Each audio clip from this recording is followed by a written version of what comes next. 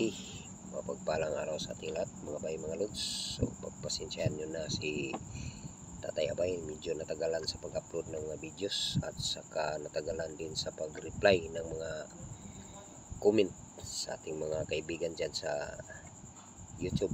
So ang pag-uusapan pala natin ngayon mga lods, so unahin ko lang muna itong kaibigan natin na nag-comment.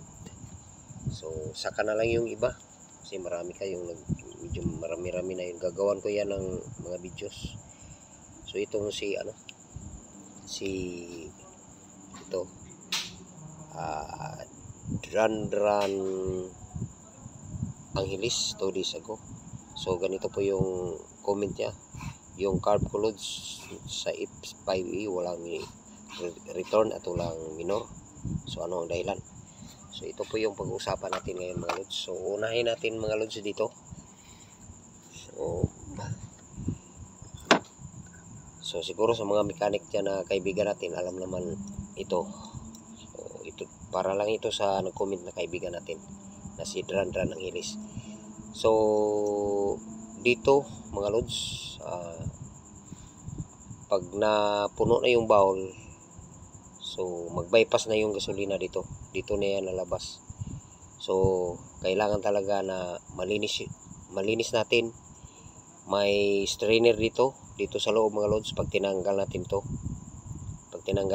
may strainer dyan sa loob. Mas mabuti tanggalin natin to.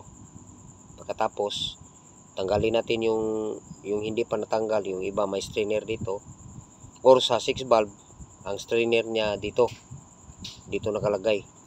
So tanggalin natin pagkatapos. So may panglinis dyan na may carb cleaner. So may gas, may gasolina. So nasa sa inyo na lang kung ano yung gagamitin ninyo. So sa amin pala dito yung ginagamit namin detergent powder lang yung ginagamit namin kasi mura. Tsaka wala kaming problema sa kasi pagkatapos naming binalawan ng plain na tubig, may malakas na hangin kami dito. So walang problema kami dito sa So nasa sa inyo na lang kung ano yung gagamitin ninyo. So mas mabuti pala mga lods na mablow natin ng malakas na hangin kasi para lumalabas yung mga maliliit na dumi na sa ilalim. So pagkatapos na so huwag kalimutan sundutin natin dito. Kailangan clean. So number 1 pala mga lods, ang napaka-importante sa carburetor yung cleanliness talaga. So para maiwasan natin yung mga problema, cleanliness talaga. So pagkatapos natin, balik tayo mga lods. So pagkatapos natin dito mga lods, nasiguro na natin na wala nang problema dito ng area. Dito nasundot na natin. So tingnan natin ang mga igi dito mga lods, baka may mga dumi dyan. So pag nasiguro na natin na malinis na dito, punta na naman tayo dito mga lods sa may bowl niya. So kasi may na-encounter kami mga lods na itong gasket na to nagkamali sa paglagay dito. So ganyan dapat pala mga lods yung posisyon ng gasket natin. Ganyan. Makikita naman nyo itong maliit na So banda dito yan. Kasi may iba na nagkamali sila ganito o ganyan. So tingnan niyo mga lods, natakpa na yung butas na para sa return dito. So kasi dito yan banda tingnan niyo mga lods yan. So natakpan. At saka sa brand new na gasket mga lods, mag-ingat din tayo kasi may iba walang butas dito. So kailangan butasan ninyo kung brand new yung ginagamit ninyo doon sa may repair kit. So yan lang siguro mga lods. At saka yung sinasabi sa kaibigan natin na walang minor. So ito lang gagamitin nating 12 valve mga lods kasi yung 6 valve kung na carburetor napaka na kasi nandun lang, katambak lang. So ito lang kasi sa 6 valve mga lods may tray dito at saka dito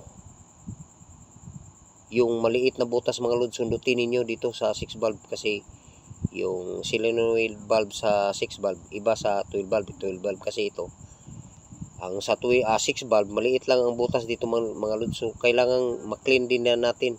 At saka wag ninyong mga lods, yung iba na encounter ko dito na mga 6 valve na carb. Kasi marami-rami na rin carb na ko na mga 6 valve. Tinanggal nila ito. So bawal talaga natin tanggalin ito mga lods. Pag tinanggal ninyo yung kulay parang gold dito, bronze kasi ito, pag tinanggal na yung iba kasi walang minor, ito lang yung tinanggal nila ito. So ibawal yan mga lods kasi wala, kasi iba kasi yung 6 valve sa 12 valve. Yung 12 valve may dito may jet na maliit ang butas. Dito sa ilang pag tinanggal natin itong maitim na to, yung lalagyan ng jet. Sa 6 valve wala, diretso lang siya mga lods. So na-regulate yung gasolina dito sa magnetic. So bawal talaga natin bawal natin na tanggalin ito. Sundutin lang yung maliit na butas dito. Halimbawa yung iba na putol na, pwede naman tanggalin ninyo yung yung valve lang na sa ilalim, pero iwasan talaga na natin na itong part na ito na yun ang tanggalin. Ganyan. So wag mga lods, kasi pag ang nangyayari mga lods, pag sa 6 valve pag tinanggal natin ito dito, napakalakas na konsumo ng gasolina pag tinanggal natin ito sa 6 valve yan ha. Ang gagawin na lang natin sa solenoid valve, kung gagana pa yung niya, hindi pa naputol kasi may iba na putol na dito. Kung gagana pa, sundutin na lang yung maliit na butas dito mga lods. Clean lang, i-blow natin ng malakas na hangin dito sa ilalim. Pero kung yung nasunog na or na, pwede rin, pero wag ninyong tanggalin dito. Wag ninyong ialis ito. Tanggalin po kung hindi na gumagana yung natin magnetic dito kasi naputol or nasunog. Malayo kayo sa magbili ng bagong magnetic. Pwede ninyo tanggalin ito. Yung nasa loob lang ang kukunin ninyo, tapos ibalik agad. Ganyan. Tsaka yung huwag kalimutan yung o-ring dito. So yan lang siguro sa video ito. At saka may mga gagawin pa akong mga video mga lods sa mga previous na nag-comment sa akin. May naalala ko mga mahigit isang week na siguro. So gawa natin yan ng video, yung malakas daw Pero may mga video na ako diyan mga lods, pakisilip naman pagtatapusin ninyo. Pero pag nakulangan kayo sa explanation ko, pwede naman kayo mag-comment uli para sasagutin ko kung may yung pagkukulang na, kasi alam naman natin na hindi tayo perfecto mga lods, may pagkakamali tayo. So siguro makorek naman natin yan, mag-comment lang kayo uli.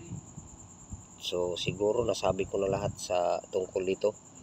So hanggang dito na lang, bye bye. At saka sa mga nagsuporta sa mga videos ko, salamat talaga sa inyo. Taos puso po akong nagpapasalamat kasi malapit ko na maabot yung 3 watt hours. So dahil yan sa inyo, sa suporta sa palaging panonood sa mga videos ko. So salamat talaga sa inyo mga lods. Pati na sa mga hindi yung medyo nagbas na sa akin. So marami pa rin salamat. So siguro hanggang dito na lang mga lods. Bye bye. Magandang gabi ko kasi ko ginawa ito. So yan na lang. Bye bye.